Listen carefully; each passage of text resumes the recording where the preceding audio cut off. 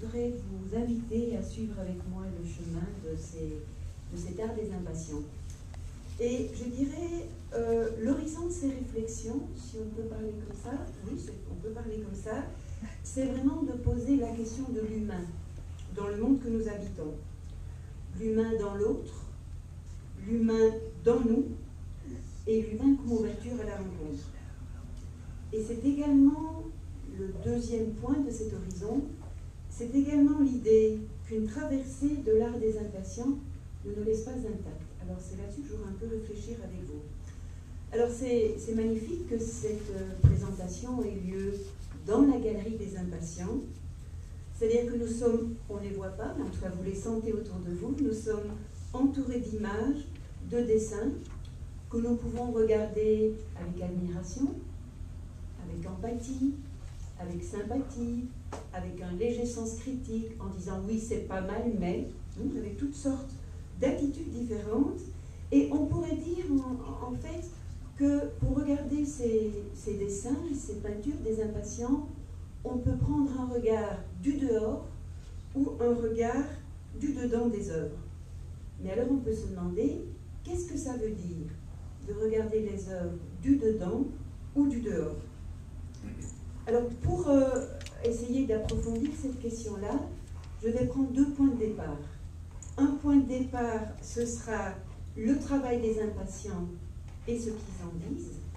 Et l'autre point de départ, ce sera une exposition qu'on a réalisée ici et dont je voudrais vous parler. Mais donc, alors, la question, mais avant de prendre ces deux points-là, je voudrais quand même compléter un petit peu cette mise en perspective de ce qui se passe ici chez les impatients, et en se demandant, un peu comme l'a dit Édouard Lachapelle en introduction, qu'est-ce qui est en jeu ici?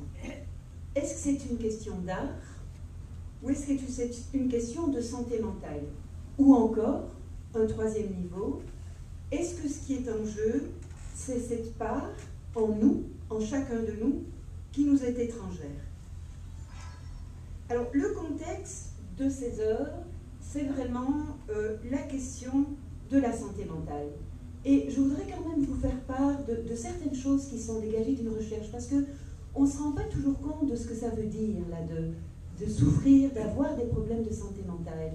Et dans cette recherche-là, bon, que j'ai faite quand j'étais à l'hôpital Douglas, on essayait, c'est une recherche qui a porté sur des personnes psychotiques, qui avaient un diagnostic de schizophrénie, et on essayait de voir un peu comment se présentait leur expérience, qu'est-ce qu'elles pouvaient nous en dire. Et ce qui frappait, c'est que c'était vraiment l'ampleur de la déstabilisation, je dirais, des coordonnées de base avec lesquelles nous vivons tous dans le monde. Alors, il y avait un premier point qui revenait très souvent dans ce que les personnes nous disaient, et qui était le sentiment que le monde ambiant est hostile, hein, et que les frontières entre le monde et soi sont poreuses, elles sont fragiles, elles sont traversables, et donc l'impression d'être envahi du dehors, hein, envahi par des forces négatives du dehors qui viennent à l'intérieur. Et ça peut prendre la forme de voix, par exemple, ou des voix qui viennent du dedans, ou des voix qui envahissent depuis le dehors. Il y avait aussi l'idée d'une confusion généralisée. Hein. Les gens ne savent plus où ils en sont, et parfois ils perdent même le sens du rapport au langage. Hein. Les mots ne veulent plus dire ce qu'ils veulent dire ordinairement. Donc cette confusion généralisée, où même le langage semble se dissoudre. Alors on comprend comment ce genre d'expérience, où la personne se sent aliénée, c'est-à-dire étrangère à soi, étrangère aux autres, étrangère au monde qui entoure, à quel point cette expérience est extrêmement difficile à dire, à communiquer, hein, et donc des mots qui hésitent, qui se cherchent. Alors je dirais que cette expérience, en plus, et ça, tout ce que nous ont dit les personnes, nous le montrent de façon tellement aiguë, je dirais, c'est que c'est quelque chose, une expérience, je dirais, qui a un caractère individuel. Hein, chaque personne vit ça de façon absolument singulière. Hein, là, c'est plus une question du diagnostic, des schizophrènes. Non, chaque personne vit intensément cette expérience de déstabilisation. En plus, cette expérience individuelle, elle s'inscrit dans un contexte relationnel.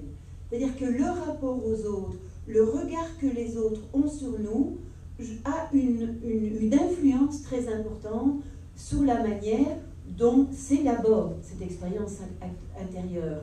Et en plus, donc il y a l'expérience individuelle, le rapport aux autres et en plus la culture dans laquelle on vit, hein, où le contexte général dans lequel on vit va accentuer, je dirais, certains aspects de l'expérience. Et par rapport à ça, ce que je voudrais juste souligner en passant, c'est pas du tout mon but de critiquer la psychiatrie, qu'il y a des choses extrêmement importantes qu'ils apportent, mais il faut quand même bien comprendre que les perspectives actuelles en psychiatrie tendent à objectiver au maximum le regard. On va tendre à repérer des symptômes, les repérer de la manière la plus standardisée possible. Et donc, dans ce contexte-là, il y a très peu de place, je dirais, pour une rencontre interpersonnelle. Et que pour la personne qui souvent a du mal à trouver ses mots, trouver comment dire l'expérience, elle a beaucoup de mal à parler de son expérience dans la mesure où elle échappe, parce que c'est souvent après des semaines et des semaines et des semaines de familiarisation que les mots arrivent à proximité. Donc on voit que ce n'est pas un contexte facile pour les personnes qui vivent ces problèmes importants.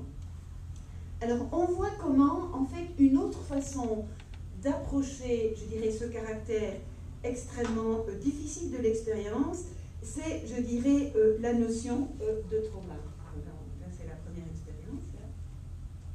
Voilà. Hein. La question du trauma et cette dimension traumatique de l'expérience, je dirais, souvent est difficile à nommer. Hein, c'est pas « il m'est arrivé ceci, donc cela », mais c'est comme si les personnes disaient « quelque chose a eu lieu, mais je ne sais pas quoi hein, ». Qu'est-ce qui s'est passé hein, de vague et qui me conduit là où je suis.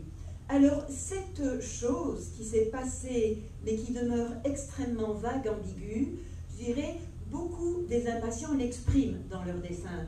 Alors, vous allez voir dans un certain nombre d'œuvres que je vais vous présenter, comment certaines œuvres expriment, je dirais, sans mots, ces dimensions traumatiques de l'expérience, et comment, dans d'autres œuvres, il y a quelque chose qui insiste, quelque chose qui revient, et qui dit, il y a là quelque chose qui est important. Alors, par exemple, voilà, alors ça c'est une, je dirais, des choses qui me semblent exprimer extrêmement bien, cette dimension traumatique de ce que vivent les personnes.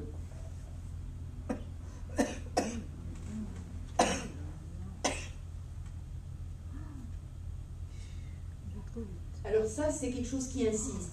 On voit à quel point, pour Rosalie, le regard est important. Hein, l'impression d'être entouré de regards.